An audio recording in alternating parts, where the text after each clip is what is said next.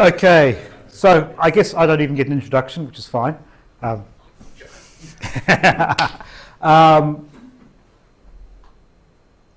I heard that you need to be told how description length works, and that whoever told you how to do it before didn't do a very good job. And for some of you, that was me. And for the rest of you, could have been Eugene, and he's going to be sitting down there full of questions for me to pull me up and make me explain everything in detail correctly to clarify everything that none of us understand. So this is my contribution to Thomas's, what did he call it? Series. Today we learn series, yeah. So this is not today, this is stuff that I learned in about 1990. That just shows you that I actually recompiled it today, sometime in the late 90s. So what do we mean by a model, first up? Well, what are we trying to do when we model time series? There's going to be lots of text and equations and things in this talk. I think this is probably, in terms of seminars as opposed to teaching, this has probably got about 10 times more equations in it than anything else I've ever presented in 1 hour. So be warned.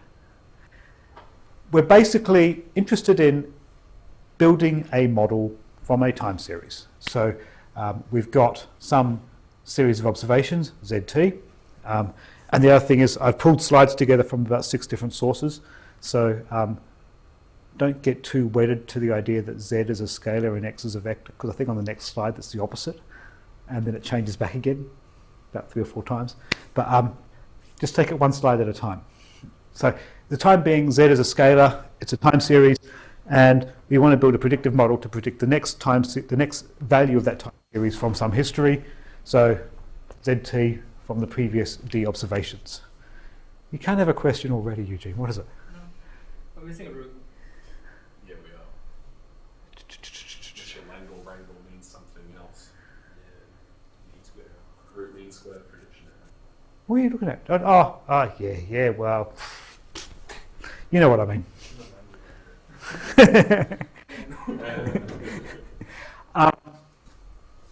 Point being, well, it's whether you measure through root mean square prediction error or just mean square prediction error, it's the same thing you're optimizing, right? Point being, usually we go about this process by minimizing the error in those predictions. Problem is, of course, as everyone who knows anything about machine learning or even wants to pretend to know anything about machine learning, your model F has got lots of parameters and it's easy to overfit so that you can make this root mean square prediction error as small as you like. The other problem, of course, is if you take your favorite map, and I've given up on the Aikido map, my favorite map now is the Tinkerbell map. Just because it's called the Tinkerbell map. I mean, what's not to like about it? Here's a bunch of XTs and YTs. It's a 2-dimensional map. If I just take a sequence of the XTs, I get something that looks like this. And the game is now to build a model that, from observing the sequence of observations, to build a model that does the same thing, right? Here's a model that doesn't do very well. So the blue dots are my data, my red dots, or whatever we're going to call that color, the slightly orangey red dots. What happens if I iterate the model predictions, and they don't look like the data very much. Kind of the same thing, predicting one. Here, the difference between the truth, blue, and the prediction, red, if I'm just predicting the next t plus 1 from t, so every point along this diagram I have perfect knowledge of my current state. the errors are quite small.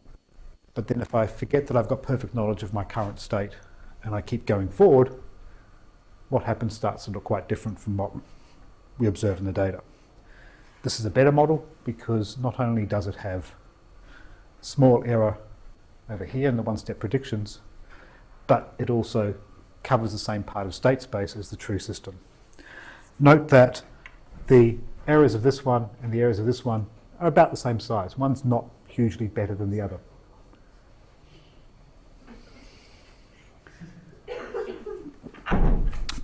So that's the first hint that just minimizing root mean square prediction error, even if you forget the square root, is not the end of the story.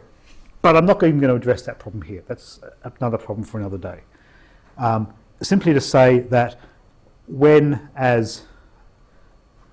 people from machine learning talk about overfitting because you can get your predictions arbitrarily close to the truth, the real problem is not that it doesn't work for new data and it lacks generalizability. The real problem is that if you overfit a stationary process, you're more likely to get something like this than something like this. We want something like that because we want to study the dynamics, not just make predictions. Okay, so now, so Z is still scalar, X is still a vector. I can write all this down as I've got my time series that starts from Z1, goes all the way up to Zn plus D observations. I'm going to call each of those observations just a vector X. I'm getting worried when Eugene starts taking photos of that. What else have I just like the first line. I forgot to say something about, I can flick backwards and forwards because Dave isn't here. I forgot to say something about the first line there. So you all know Box's famous statement, right? That all models are wrong, some models are useful. And essentially, yeah, I mean, when we're talking about modeling the dynamics from a time series, we're talking about making an approximation to the truth. We want it to be good enough that it does all the things we want to do, but it's never going to be perfect. If we go in asking for a perfect model, then we're idiots. Or we're engineers and we're calling it a digital twin, but that's another topic for another day. Yeah, so I have, essentially the task is to find f, which, if I write it as a vector, takes each line of this to predict the next value as the element of that, and there's going to be some error. And yeah, I've got my, well, just pretend that D's and T's are the same thing. That's the problem with copying and pasting too much. And in the language that we had before, the thing we're trying to minimize is E transpose E, the mean square error. Okay. I'm interested particularly in doing this when so if I want to do this, find a f that satisfies this equation with some sort of minimum error, then I need to first choose a class of functions f. Right, so what are the things that I'm going to be choosing one of to do this task? And the class of functions f that I'm choosing is this one. Right, so equation 1, radial basis functions. Essentially, we have some linear combination of nonlinear functions of the data. Okay? The nonlinear functions of the data, well, here I've written it with a phi j, but for everything that follows from here on in, all the phi j's are identical, they're all just Gaussians. So phi j is equal to exponential negative x squared on 2. It could be different phi j's, but we're not going to go there, that's too hard. But each of the phi j's, it does have parameters, cj and rj. All right, so we choose the phi j's to be Gaussians because Gaussians are like a little bump, right? And it means that each lambda phi j is going to be non-zero in some region of state space. It's going to be non-zero in the applied mathematician sense, where sufficiently small is equal to 0. Non-zero in the neighbourhood of Cj, and the size of that neighbourhood is going to be dictated by Rj. Right, so some of these little bumps can be fat, can be bigger than others. Some of them can be little tiny ones. Some can be great big fat ones. It's not hard to do. I can choose CJs randomly. I could probably choose CJs randomly with a probability distribution proportional to the current model prediction error, or to where the data is, or to distance from the data, or I could choose the CJs from amongst the XIs. I choose the RJs randomly, possibly over some range of values that is somehow informed by the interpoint distances of the data set. That gives me a library of these phi j things. I then just evaluate all of them over all of my data, and then I've just got a simple least mean squares problem I can just solve for the lambdas. If I wanted to be really fancy, I could, instead of just guessing the CJs and the RJs, I could perform some sort of gradient descent to do that nonlinear optimization. The point is, the lambdas are linear here. The CJs and the RJs are nonlinear. So the lambdas are easy to find, the CJs, the RJs require a little effort, and either I can pretend I'm a computer scientist and just choose things at random, or I can pretend that I'm an engineer and just apply gradient descent to everything and hope that it works. However, the problem here is that I don't know how many of these things I want to use. Right, so I can make my model better and better and better by having a bigger and bigger k. Right?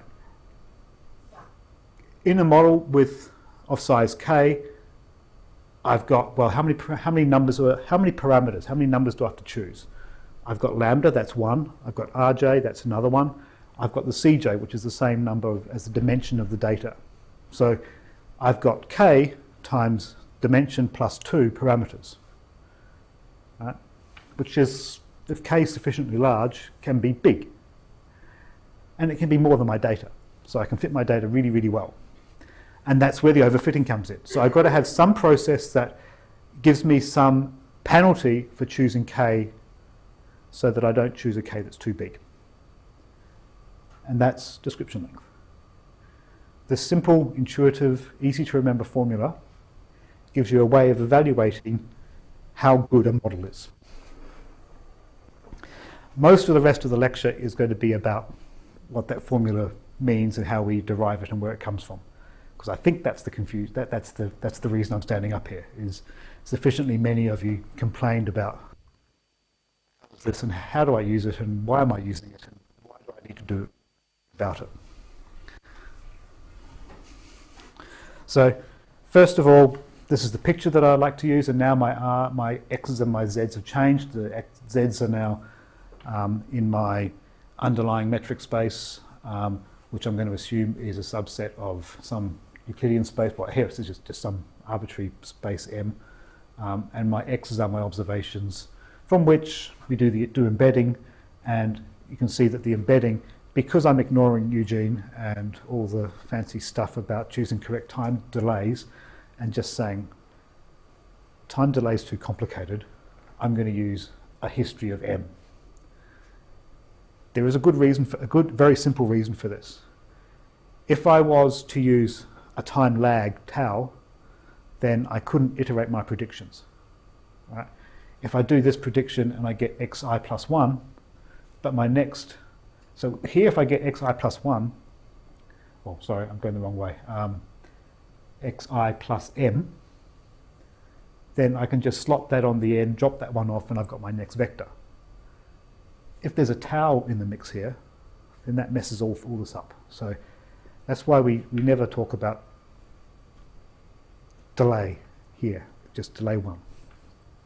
Okay, and just a little bit of history, just to point out for those of you that have been using or know about the Cindy package, right?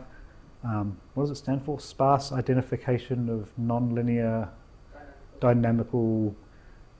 No, it's dynamics. Dynamics. Yeah, UI, the Y is small. It's not an acronym. That's just okay.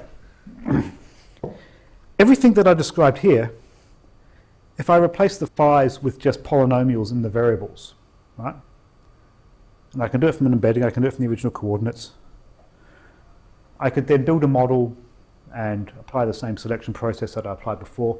In this case, I applied it to the Rennes system. and I get model parameters out, right? I get that x is equal to a term involving x, z, y, z, y, x, and xy. Except 3 of those terms are minuscule, and the other ones are pretty close to the traditional values. Y, 3 of them are pretty close to what you expect, and 2 of them are tiny, and similarly for z, right? But this is exactly the point of what we're trying to do with minimum description length. We've got all these possible polynomial terms that we could choose in this case, and I'm just going to pick out the ones that are most important.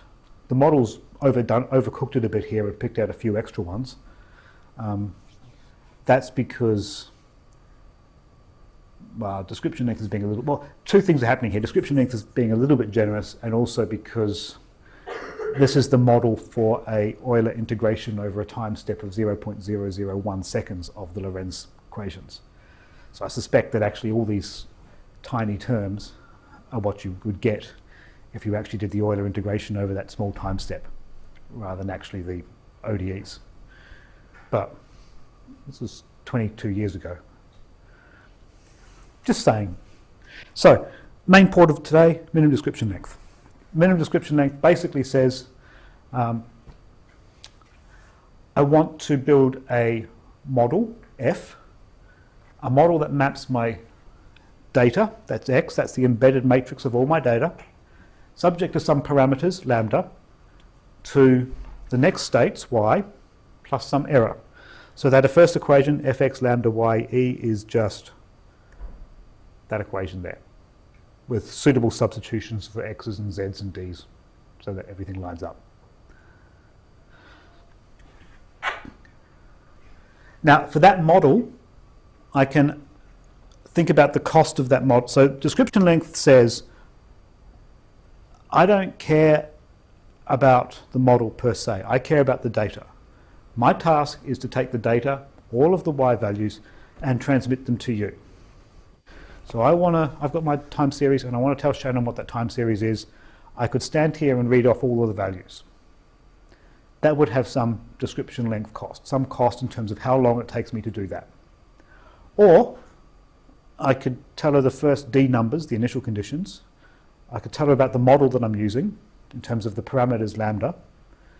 We have to agree beforehand what the model means and what the lambdas mean within that class, but I can list out the parameters. And then I can just tell her what all the errors are. Right, if I know the model, the initial conditions, and I know the errors that I make at each time step, I can reconstruct the data, the y.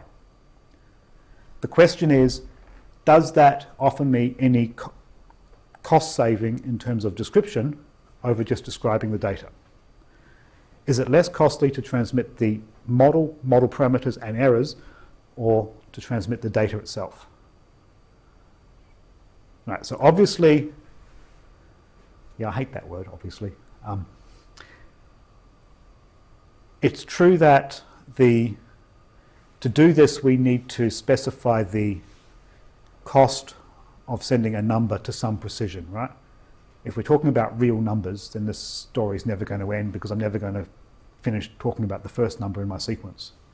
So there's some finite precision, and there's some point at which specifying the y to 16 bits floating point is going to be more costly than specifying the errors required to reconstruct those y's to 16-bit floating point, for example.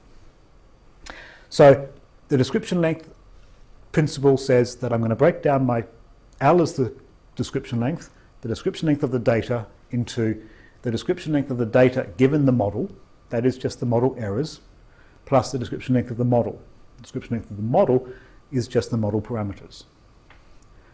If I have a bigger and bigger model, like more parameters, then the error is going to go down. If I have a bigger model, that model's got more parameters, so the cost of the parameters is going to go up.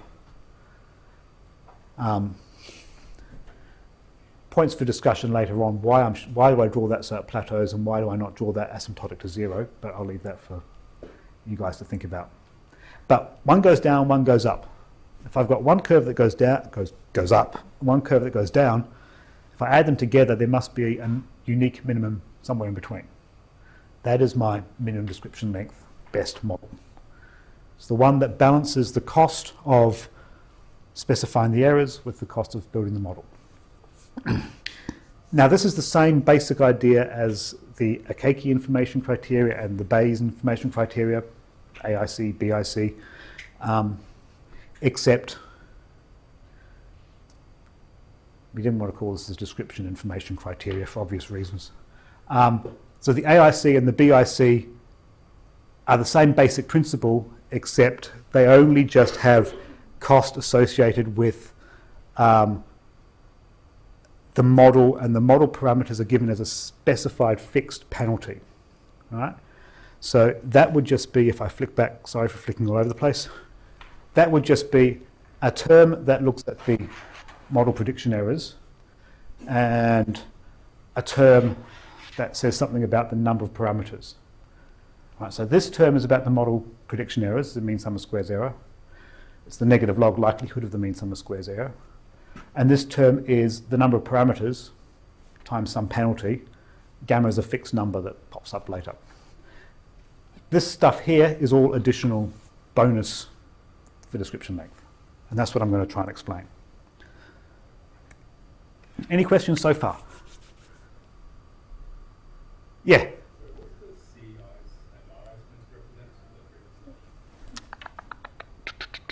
Which ones? This one and this one?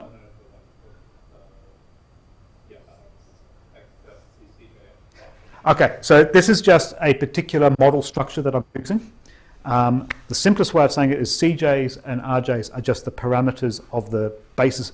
So my model is a linear combination of basis functions. Each of the basis functions, the phi's, have these parameters, the CJs and the RJs associated with them. I was actually going to bring those things to draw on the whiteboard, but I didn't. You got one? Okay, so I'm assuming that the phi j's are Gaussian, so that means plus or minus infinity at 0, and it has a hump at the origin. It's in multi-dimensions because of the norm on the top. So Cj is just the location of the center of that in Rn. Right, so it's the distance from that point Cj, that's the site where the value of the hump, and the Rj is just how stretched out it gets. So they're just parameters of the model, but they happen to represent the physical structure of the different basis functions. Think of the model as a whole bunch of pimples, mountains, molehills, whatever. I've got these little mounds that I'm putting down in all different parts of state space. Some are bigger than others, some are rounder than others. Ooh. That means I've got to turn this thing on.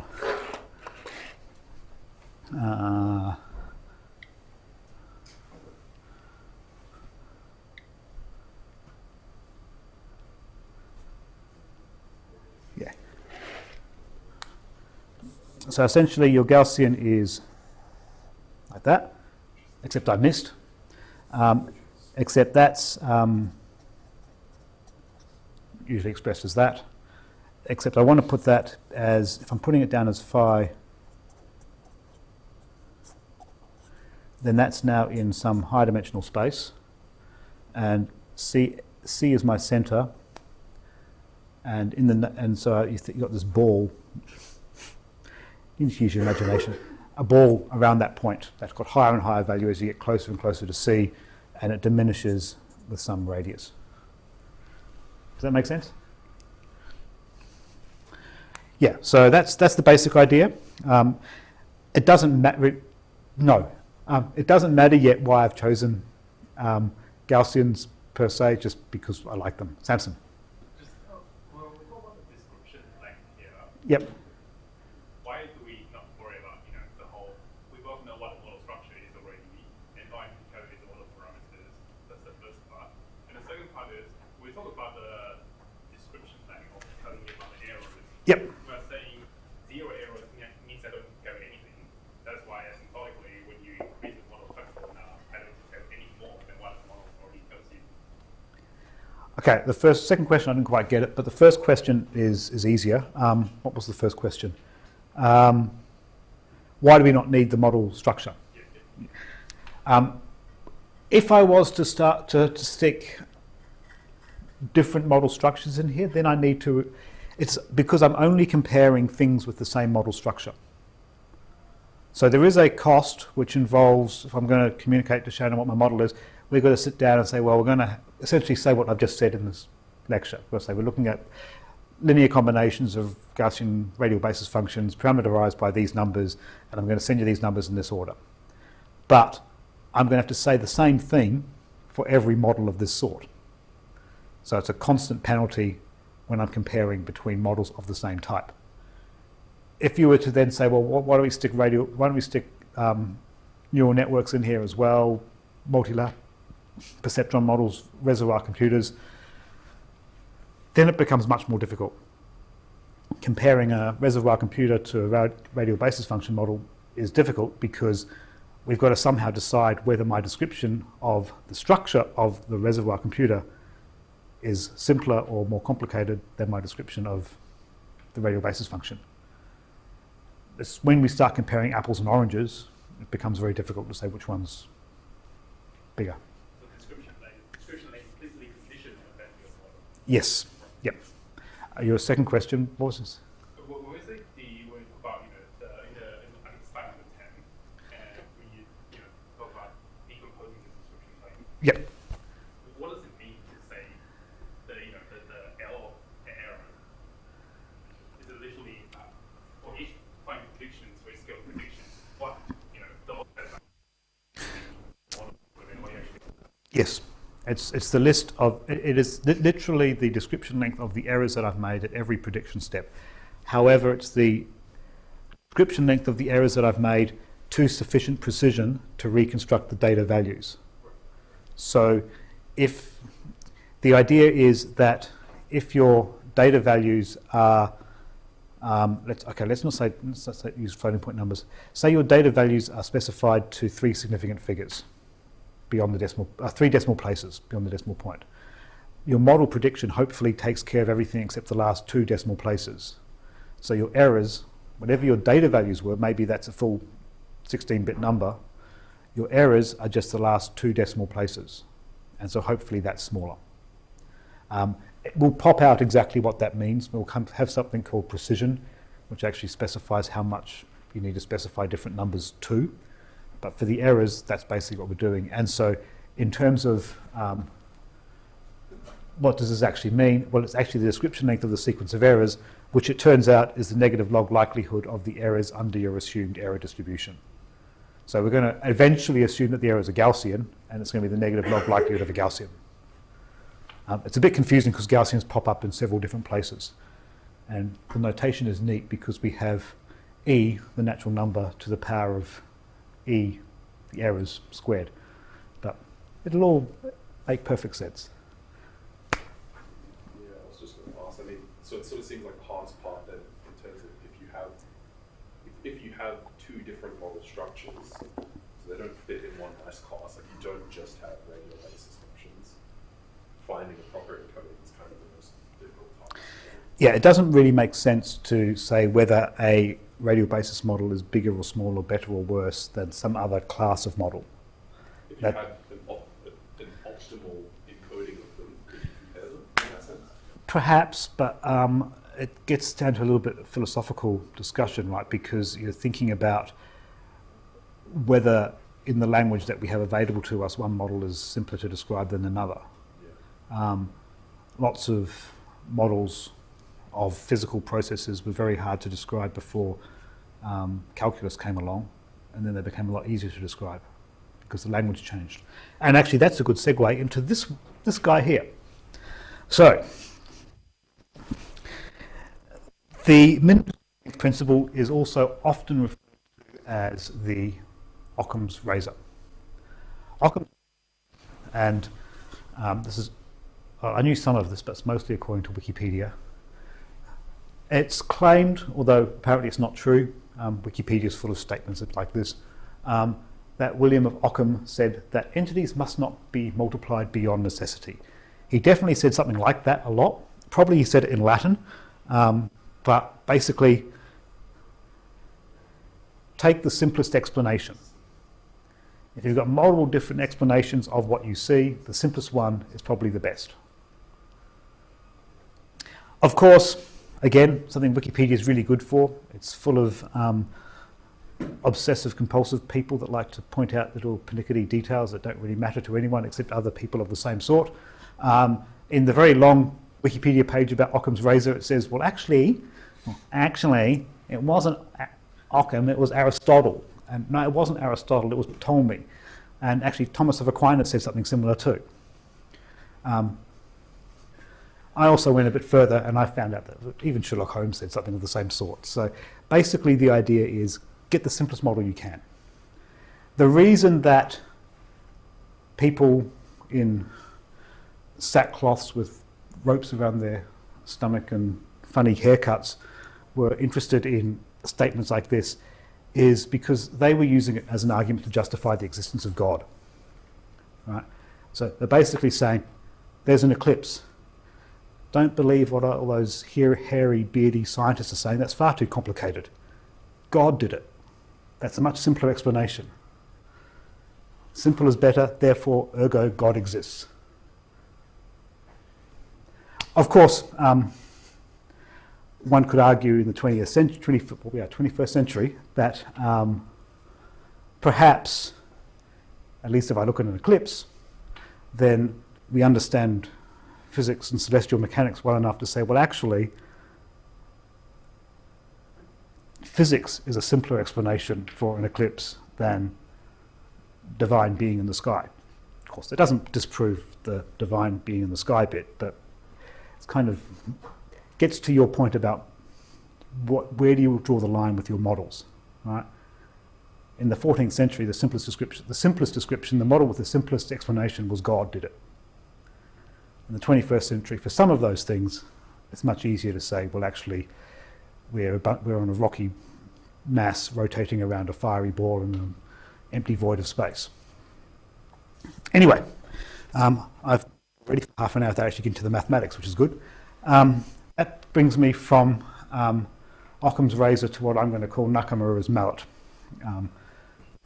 Unfortunately, I put this joke in here for Dave, and he's not here, so the rest of you can just smile noddingly and just pretend I'm Thomas and I'm telling you some German humour joke from the late 20th century that no one understands but him. Just humour me. So this all got dredged up in the terms of model building by Kevin and Alistair in '95, and then a gullible PhD student-to-be came along and got set to work on it. Did it all wrong, and then they found another PhD student to go and do the same thing all over again several times over, and develop different models based on essentially this description length principle. So, what is it? That, by the way, is the references for today, if anyone wants references. The best model is the model that's the most compact description of the data. Okay, that means we've got to have some way of measuring the description of the data. That means we need to know what is the cost of coding a number, right? It's information theory. How many bits does it take for me to send one of those lambdas or one of those errors to you? And now we get into all the stuff that I've imported from historical 4A6 lectures. So if you vaguely remember some of these pictures from some point in that, this is where it comes from. I'm going to skip over the boring bits, I hope, but give you enough to see how, so you can see how the pieces fit together. So the first part of all of this was boring. Not the part that I've just given, that was interesting. The first part of this stuff about encoding numbers is quite boring. Okay, so we've got some bunch of symbols B, we've got some alphabet A, and we're going to talk about code lengths as a number that we're going to assign to code words in that alphabet, yada, yada, yada, blah, blah, blah. You can think about codes such as binary encoding, where you're encoding from, is this causing painful flashbacks to anyone? Where you want to encode Morse code, so you want to encode the three symbols space, dot and dash in terms of binary bits. You can do it in lots of different ways. Some are better than others, but we're not going to worry about too much about the detail. You can construct this as a coding tree. You can work out how the optimal code works.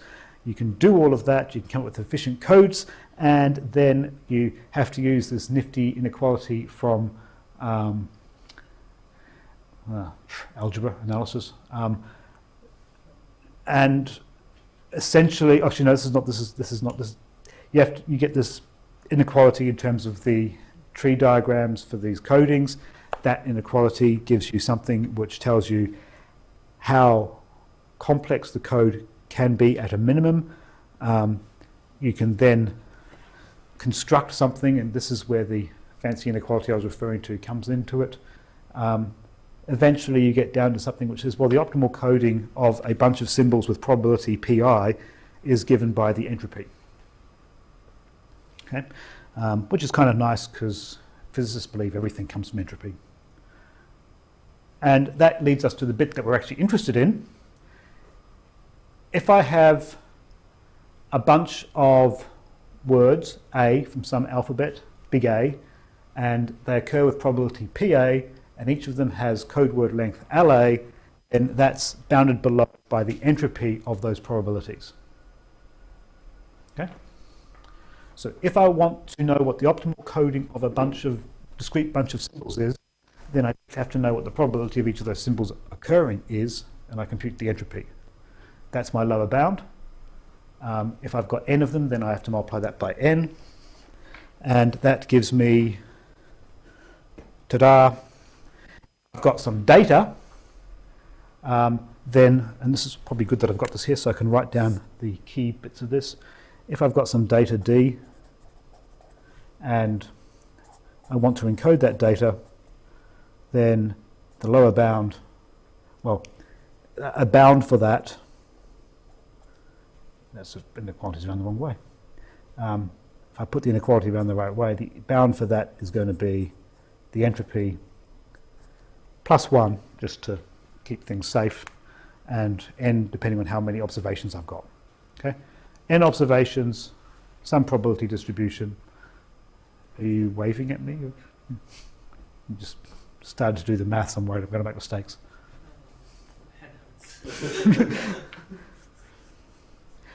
So that gives me the cost of coding something from a set of symbols. So that means if I want to encode integers, I could do that if I know the probability of those integers occurring. Now, the problem with this is that this code is not prefix free. So my code is just a sequence of symbols from the alphabet that I'm using in the medium we're communicating. So if I'm encoding the alphabet A through Z, I've got probability attached to them, and I'm transmitting it binary, so my transmission is just a sequence of zeros and ones.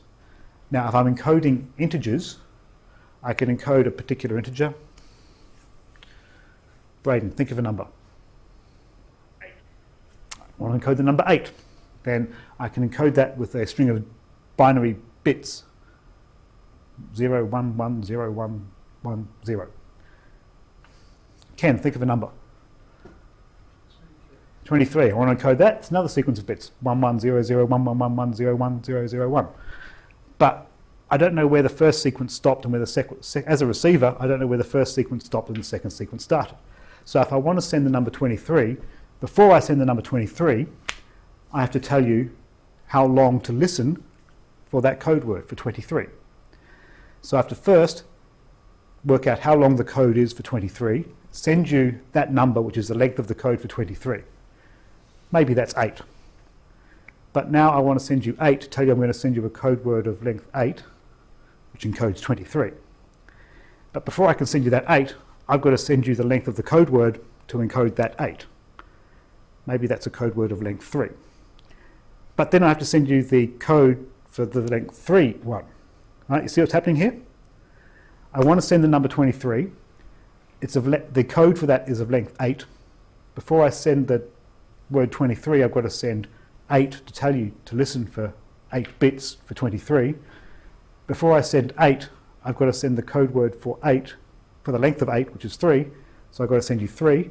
The length of 3 might be 2, so I've got to send you 2. The length of 2 might be 1, so I've got to send you 1. The length of 1 might be, well, eventually I'm going to get to 0. Right? I get to send, as soon as I'm sending you a code word of length 1, and we're in a coding system where there's only one valid code word of length 1, say, then I can stop. So if I send you a 1, That's the start of our discussion. It means there's going to be 2 bits that follow, which encode the length of an integer. Those 2 bits can be any of 0s and 1s, so I can encode 4 different things from that. And that tells me what the next length of the code word is, and so on and so on and so on. So it's elephants all the way down. What does this mean? This means that if I want to send an integer, then if I want to send you an integer n, then I've got to send you that code of that integer, which turns out to take log 2 n bits, right? High school, primary school maths. You want to encode integers of size n in the binary system, it requires log base 2 bits. But I've got to send you the length of that code word, that's this thing here. But that's this thing here, so I've got to send the length of that, etc., etc., etc., etc., etc., until eventually I get down to 1. So if I want to send an integer to you with no prefix and no pre-agreed fixed width language, and why do you want to do this? Because it's optimal. If we decided that we're going to send integers, so if I was going to do what Microsoft does with Excel and decide that everything can be expressed in a spreadsheet with less than 2 to the n bits, right, that's fine until you try to put the number 65,537 into it. Right, so I can't have a fixed width for my code word. It has to go up to infinity. And to do that, the optimal way is this. So this gives me a way of calculating the code word length to send an integer. Everyone happy?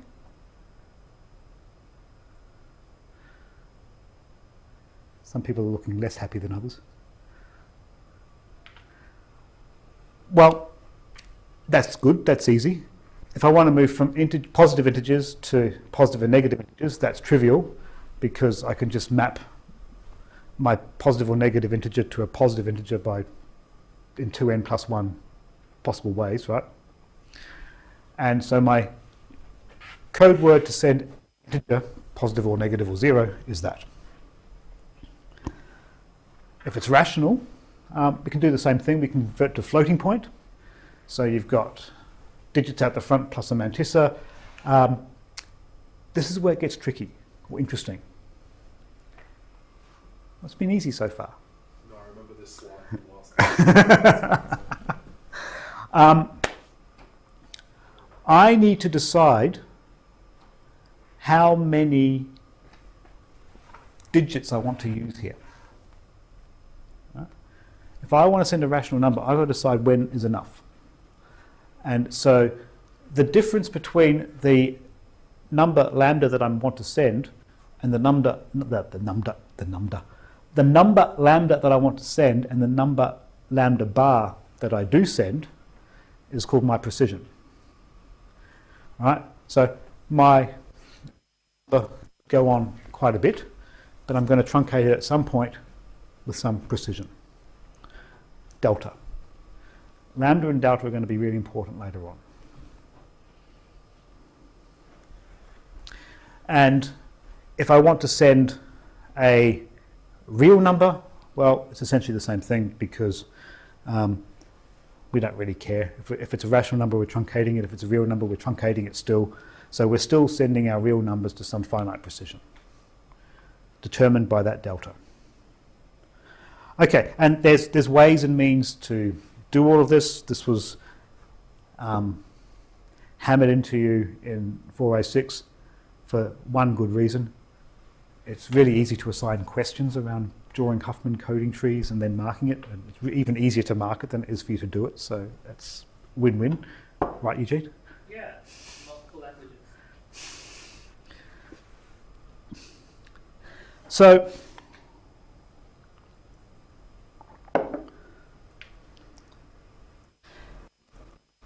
I haven't said anything about well, I don't say any of that actually, to be honest.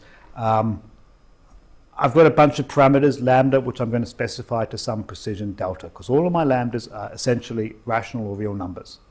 So I'm going to be sending them to some precision, delta, so to compute the cost of sending them, I need my lambdas and my deltas. I'm going to roll the initial conditions of the model into it as parameters, right, just to keep the equations simpler. And so that then gets us to the description length of our data and the model. So the model I'm going to call it theta, phi. I'm going to call it theta just because lambda was the one when I didn't include the initial conditions. So now I've got the initial conditions rolled in there as well. But theta is a vector, the elements of vector are lambda I, and they have precision delta I. So that's just the description length of the model given those parameters, plus the description length of those parameters, again, which I can write down as the error plus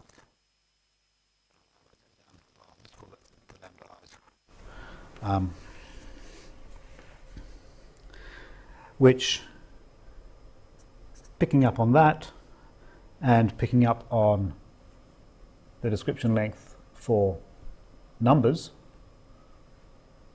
gives us the last line, which is the number of numbers that the number of observations I've got, the entropy of the probability distribution of the errors, plus 1, because why not, plus the sum of this L star, this cost of sending the precisions,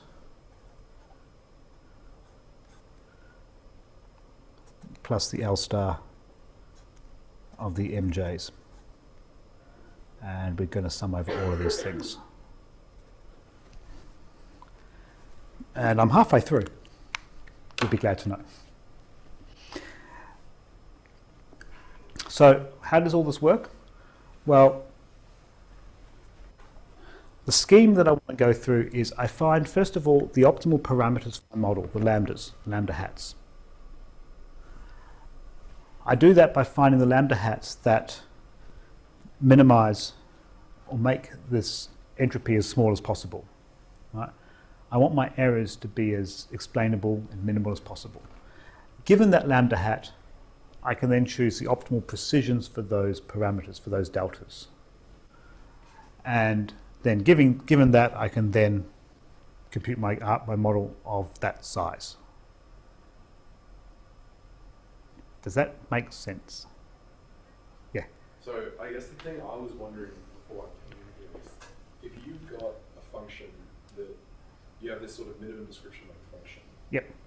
If you consider just say trying to optimize for a single parameter, that function is going to be fractal in the sense that if you think of up to 16-bit precision, you've got minima or maxima, I should say, basically everywhere, and then you've got your minima interspersed at say 0, 0.5, the sort of the precision values, right? Yep.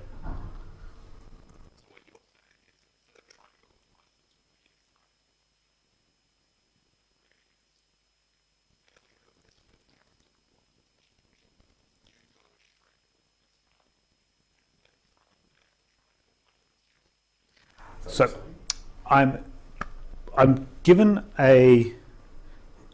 choose a model size, choose my big K. Yep. Right? And then given I've chosen, or small k as the case may be, given I've chosen K, choose the best model of that size. That's the first step, that's finding the lambda hats. So I've decided I want 10 basis functions. What's the best 10 basis functions I can use to build a model? What are the parameters of those? Having chosen the model, I now need to evaluate its description length. To do that, if I flick all the way back to that first equation, I need to know what the deltas are. If I want to know what the deltas are, I need to evaluate the precision of the parameters lambda. That's what the deltas are. So given that I've fixed K, chosen optimal parameters, I then need to find what the deltas are. With the deltas and the lambdas, I can compute that's the description length. I can compute the description length for that model of size K. I've then got a number, 600 bits. That's the description length of the best model of 10 with 10 basis functions. I can then go and build a model with 11 basis functions, find the best model parameters, find the deltas that match those lambdas, minima, and then evaluate the description length of that. And that might be 601, whatever.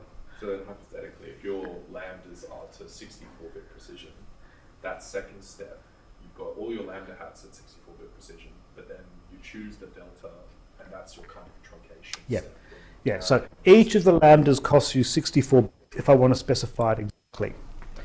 But what I'm saying in the second step is actually some of those lambdas I don't need to know what they are to 64-bit precision. My model will still work with just the first 10 bits or 20 bits. Right? So the way of thinking about this is if I'm trying, so here's my data space, one dimension. And I've got a bunch of observations that I want to fit a model to. Right? And I can fit a model to those basis functions. There's one basis function, covers them pretty well. The errors are pretty small. I've drawn it wrong because all the errors are positive, but the errors are pretty small. This basis function is parameterized by, it's got associated with it a C and an R. Right? If I change the C a little bit, move the center from here to here, it's not going to change the basis function very much. It's not going to change the model. Right? So I don't need all 64 bits for that C, it turns out. If I've got another part of my model which looks like this, and I want to put a basis function around that, I can do that too, that's pretty easy. But now if I move C a little bit here, suddenly my model's no good. Right? So this basis function needs much higher precision than this basis function. So when I'm building the model that puts all these bits together, the cost of specifying this basis function is much lower than the cost of specifying this one. And this is perfectly valid thing to be looking at, right? Because what I'm saying is I can describe all of this shape here quite easily. This one point up here, it's expensive to describe it. Do I really believe that it's worth describing it in that complexity? Back to Occam's razor. I've got this point, I can describe it using my Gaussian basis function, but it's going to cost me a lot. Or I just say it's an error. Is it cheaper to put it in the error column or to put it in part of the model? Yeah. Was that your question? Yeah. Yeah. So something else I was going to say before I run out of time, really run out of time on that. Oh yeah, so, and this kind of, I haven't told you how to choose the deltas yet, but now is a good place to stop because another hour of this is going to be a bit much, really. This is kind of the key difference between description length and Akaike information criteria or Bayes-Schwartz information criteria. They give fixed penalties to your parameters. Right? But parameters are not all equal. Right? Samson, you've got these traffic models and some of your parameters are complete bullshit. Most of them are complete bullshit. You've got parameters where it doesn't actually matter what you specify. You can change the value of the parameter and the model doesn't change. Right? That should be measured as a parameter that costs you nothing because you gain nothing. But in AIC, BIC, specifying those extra parameters, even though it's irrelevant, is an additional cost. Here we're saying, well, actually, let's look a bit closer and see which parameters matter, which ones don't. And that, I will flick back. I can hear Dave groaning from his office.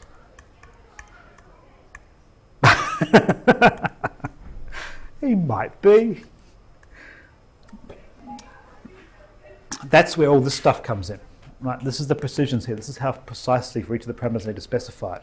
So there's an additional, I've got a penalty for all my parameters, but I've got an additional penalty for which ones do I really care about. And then I've got some other stuff which is just because every nice formula's got a pi in there somewhere, and we've got an extra penalty for the number of parameters, but that's actually specified. What's that? That's to do with the, I've forgotten what that is actually, to be honest. It'll come out later on. But yeah, the rest is just, that's just a constant, or another factor of n.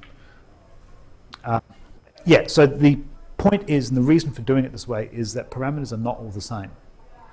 And this is directly relevant to stuff like deep learning, machine learning, right? You talk about these Google and